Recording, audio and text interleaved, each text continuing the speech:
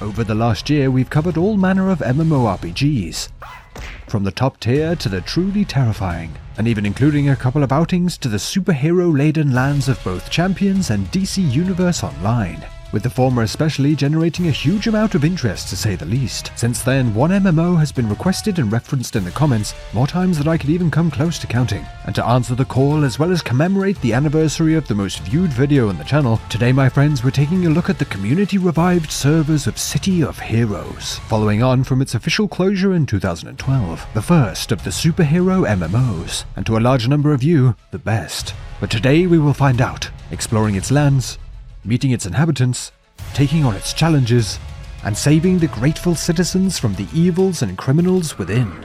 You alright, dude? Oh, whoa! Good lord, that's disturbing. What the hell? Oh, he's off! What?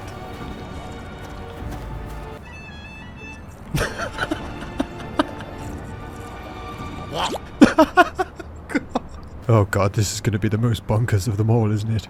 My name's Mitch Mannix, and this is City of Heroes.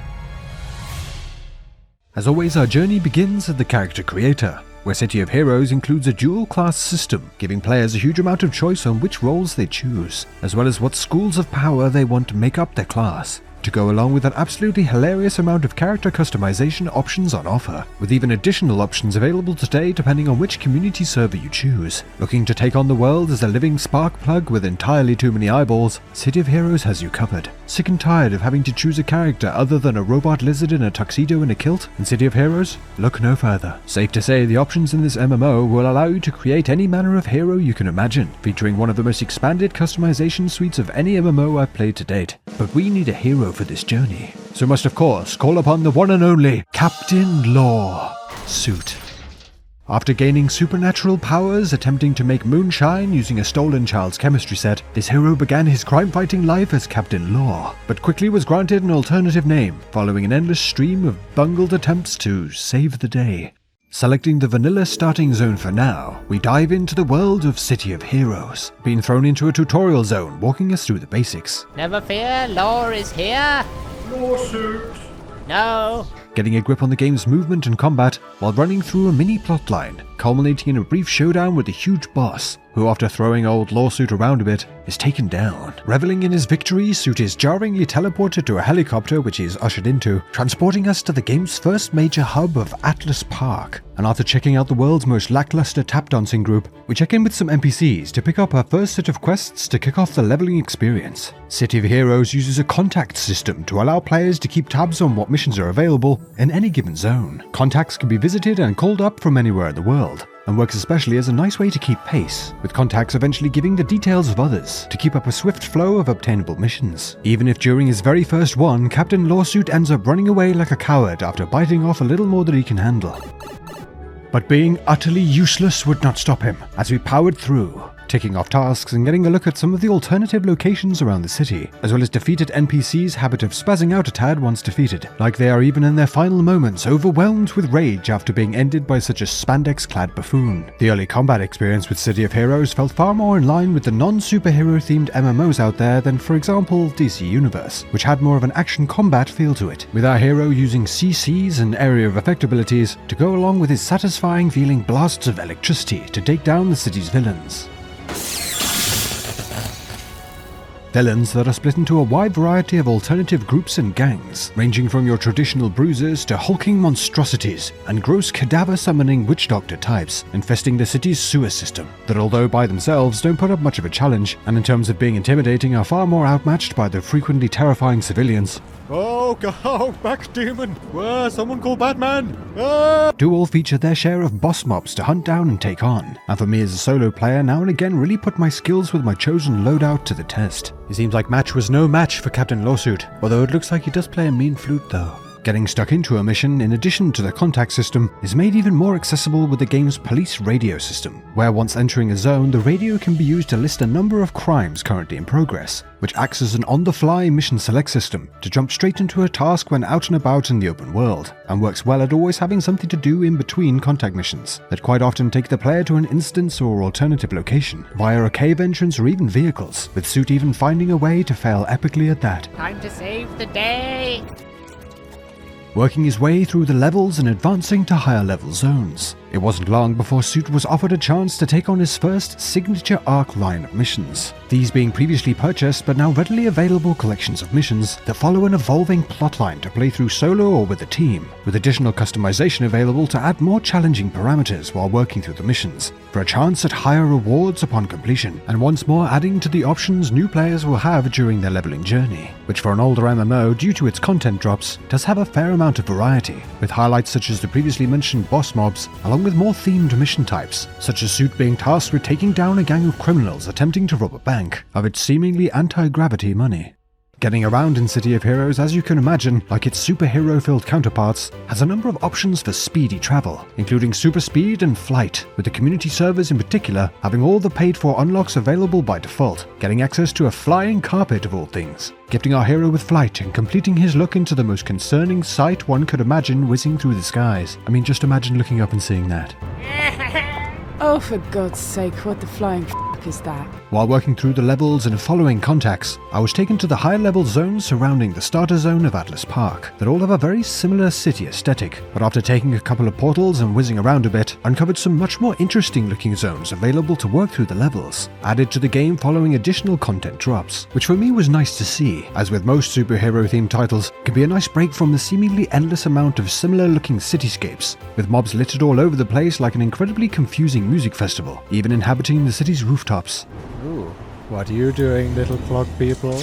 Oh, Jesus Christ! Captain Lawsuit was growing in strength, working through the levels while obtaining new skills from the class trainer, and was keen to delve further into this world's offerings. So after finding an ominous-looking portal within the city, wasted no time jumping straight in, and was pleasantly greeted by a feature that took me completely by surprise, that being the game's player housing system, or when it comes to Lawsuit, the player's scuffed ass cracked-in system. With the game's housing, players can make multiple room layers with their own powered crafting benches, and even storage units for stacking materials. Player housing has been expanded and added to, providing additional features and customization on the Thunder Spy community server, and serving as a great example of the talent of some of the members of these private server teams, further developing existing game features. After roaming the lands, saving lives and making adoring fans of the local population. Your shit, mate. No.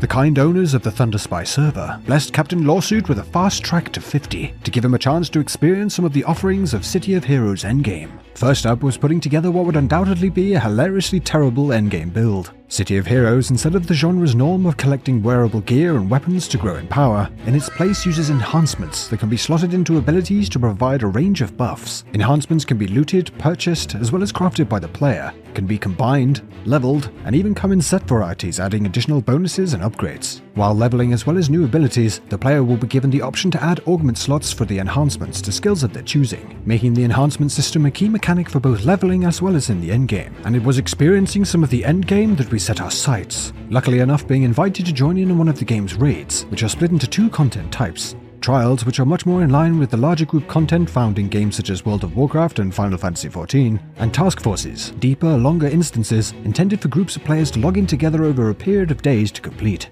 Good games. Oop, we've lost bootleg Wolverine. At least I think. As with our look last year into DC Universe Online, and I imagine with almost any superhero MMO, larger group content feels like absolute chaos, with so many superpowers and abilities firing off at once. But for me at least, was still highly enjoyable. After so many content drops, it's great to see not only so many options for late game raiding, but also that there are still groups actively running them. Even if being in a different time zone from the mostly US player base made things a bit tricky lining up on times to jump in, if Lawsuit didn't already have enough problems with that. Looking back on my time with City of Heroes, it's clear to me now why so many of you are talking about it and recommending the game in the comments, as when compared to its DC and Champions Online counterparts, feels like it's practically overflowing with content. New players even have an entirely alternative choice for leveling when starting out, using the game's Going Rogue option. It features an entirely different starting zone with much more of a narrative-driven feeling, exploring the shades of grey with the morality system, which typically sees players choosing either hero or villain for their progression, but this time getting to choose between the resistance or loyalist factions, and the storyline associated not being so black and white. Although for me, the main resistance I experienced was from my summoned companions. Archibald, you are absolutely useless. I hope you're proud of yourself. With so many options for leveling storylines, multiple options for zones at each level range, and even the decision of which community server to begin the journey on, it does however feel a little overwhelming at times, wondering if I'm making the correct decisions at any given time to make sure that I'm experiencing the best content the game has to offer. Other issues I experienced with the game's ridiculously designed UI. In fairness, most likely put together before more established industry norms, but pressing escape not doing anything at all, and having the world's tiniest cancel button. Why? And of course, who can forget the star of the more hilarious and terrifying elements of this game, that being the NPC's endless ants-in-pants behaviour, flapping around wildly. Oh, he's making an escape. And just adding to the bonkers aesthetic. But after all is said and done, in my opinion, City of Heroes still has some great MMORPG experiences to offer its players, even despite it being created by the developers that make its more recent competitor, Champions Online. Brilliantly named systems such as the Sidekick system that allows lower level players to team up with much higher levels as their sidekick to play alongside them, boosting their stats and still granting XP gains for foes taken down together. An eye-watering amount of customization options, both in player cosmetics as well as the hybrid builds possible to mix and match super abilities. City of Heroes to me feels like an MMO going for a hero theme, as opposed to some others that feel more like a superhero action game attempting to be an MMORPG. The community-ran servers, as you can imagine, are not exactly overflowing with players, but I was pleasantly surprised with all the cool additional features and the community of the Thunderspy server featured in this video, making grouping up in the game feel a lot more accessible via the server Discord, and a massive shout out to them for putting up with me and Captain Lawsuit while checking out the game. City of Heroes is free to play, but as an experience I feel would be greatly enhanced if you can find a friend or two to jump in together. That although it's far from the more grand feeling and more polished recent offerings, is an experience that today is still filled with a mountain of content, and more than most a range of hilarious moments. Thank you so much for watching. Please consider dropping a like on the video if you enjoyed it, and as usual I'm keen to get your thoughts down in the comments. I want to give a massive shout out to the channel members who help in supporting the channel. If you're interested in joining as a channel member for all sorts of perks including exclusive videos, the info is down in the description. Make sure you're subscribed to the channel so you don't miss an upload, including the return of a certain troublesome twosome coming up next. Thanks again, and I'll see you guys in the next one.